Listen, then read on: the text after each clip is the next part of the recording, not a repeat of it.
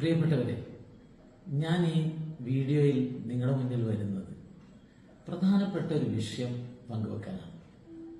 പുണ്യ റമദാന് ശേഷം ഇന്ന് പെരുന്നാൾ ആഘോഷിച്ചു. ഞാൻ കണ്ണൂരിലെ സ്റ്റേഡിയം ഗ്രൗണ്ടിൽ ഈദ്ഗാഹിൽ പങ്കെടുത്തു. വൈകുന്നേരം ടെലിവിഷൻ ചാനൽ കണ്ടപ്പോൾ നിരവധി ഈദ്ഗാഹ് പ്രസംഗങ്ങളിൽ പണ്ഡിതന്മാർ എടുത്ത നിലപാട് വളരെ പ്രതിഷേധാർഹമായി ഒന്നാണ് എന്ന് എനിക്ക് തോന്നുന്നു. TV ചാനലുകളൊക്കെ വലിയ പ്രാധാന്യത്തോടുകൂടി കൊടുക്കുകയാണ്. പ്രത്യേകിച്ച് പാളയം ഇമാം ഉൾപ്പെടെയുള്ളവരുടെ പ്രസംഗം എന്തായിരുന്നു? കേരള സ്റ്റോറി സിനിമയെ പറ്റിയാണ്.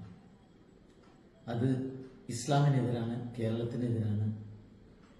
സഖാവ് പിണറായി വിജയൻ തെരഞ്ഞെടുപ്പ് വേദികളിൽ എല്ലാ വിഷയങ്ങളെയും വർഗീയവൽക്കരിച്ച് മുസ്ലിം വികാരങ്ങൾ പ്രണയിപ്പിക്കുന്നത് പോലെയായിപ്പോയി എന്നുള്ള ഒരു വിമർശനം എനിക്കുണ്ട്.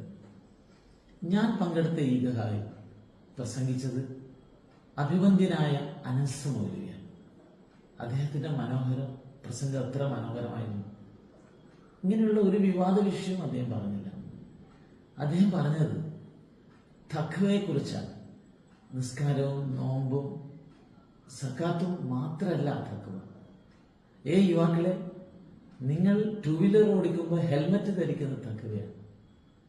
യുവാക്കളെ, നിങ്ങൾ കാർ ഓടിക്കുമ്പോൾ സീറ്റ് ബെൽറ്റ് ഇടുന്നത് തഖ്വയാണ്. രാജ്യത്തെ നിയമങ്ങളൊക്കെ അനുസരിച്ച് ജീവിക്കുക എന്നുള്ളത് തഖ്വയാണ്. എത്ര മനോഹരമായിട്ടാണ് അദ്ദേഹം ഒരുപക്ഷെ ആധുനിക കാലത്തെ മതദർശനത്തെ കൈകാര്യം ചെയ്തിട്ടുള്ളത്. പക്ഷെ ഇവിടെ ചില പണ്ഡിതന്മാർ പറയുന്നത് ഈ കേരള സ്റ്റോറിയുമായി ബന്ധപ്പെട്ട് ഇവിടുത്തെ മുഖ്യമന്ത്രി പിണറായി വിജയനൊക്കെ പറയുന്ന അതേ ഭാഷയിലാണ് സംസാരിക്കുന്നത്. ഈ പണ്ഡിതന്മാരൊന്നും ഈ സിനിമ കണ്ടിട്ടില്ല എന്ന് എനിക്കറിയാം. ഞാൻ ഈ സിനിമ കണ്ടിട്ടുണ്ട്. എന്താണ് ആ സിനിമയിലെ പ്രമേയം? കേരളത്തിൽ മാത്രമല്ല, ലോകത്തിലാകെ മുസ്ലിം സമുദായം നേരിടുന്ന ഏറ്റവും വലിയ ഭീഷണിയെക്കുറിച്ചാണ് ഈ സിനിമയുടെ പ്രമേയം.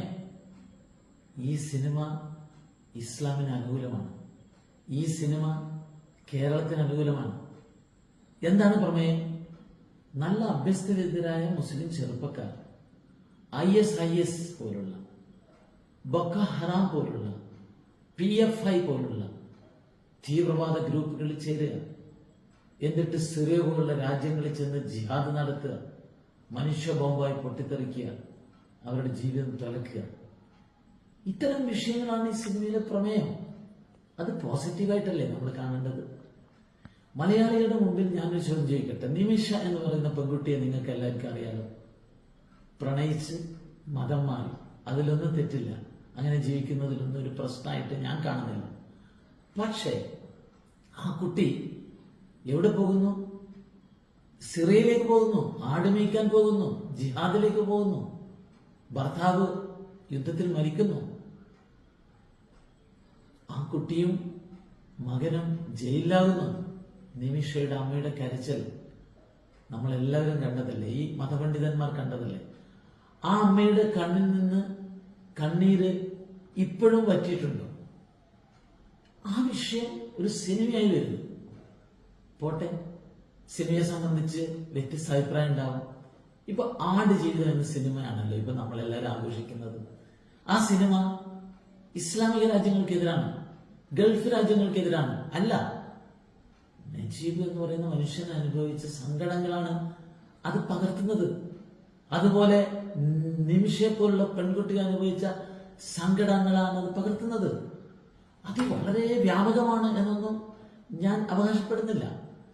പക്ഷേ ഇത്തരം വിഷയങ്ങൾ രാഷ്ട്രീയ നേതാക്കൾ പ്രതികരിക്കുന്നത് പോലെ മത നേതാക്കൾ പ്രതികരിക്കുന്നത് ഉചിതമായില്ല എന്നുള്ള ശക്തമായ വികാരം ഞാൻ പ്രകടിപ്പിക്കുകയാണ്. പ്രിയപ്പെട്ടവരെ, കേരളത്തിൽ നമ്മുടെ നാടിനെ മുന്നോട്ട് നയിക്കുന്നതിനെ സംബന്ധിച്ച് വളരെ കൃത്യമായ കാഴ്ചപ്പാടാണ് ഇവിടെ പ്രധാനമന്ത്രി നരേന്ദ്രമോദി മുന്നോട്ട് വെക്കുന്നത്. അദ്ദേഹം എന്താ പറയുന്നത്?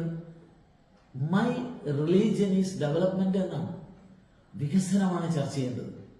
അതിനു പകരം ഇത്തരം നിലപാടുകൾ സ്വീകരിക്കുന്നത് ഒട്ടും ശരിയല്ല എന്നുള്ള ഒരു വികാരം ഈ സന്ദർഭത്തിൽ പ്രകടിപ്പിക്കുകയാണ്. നന്ദി, നമസ്കാരം.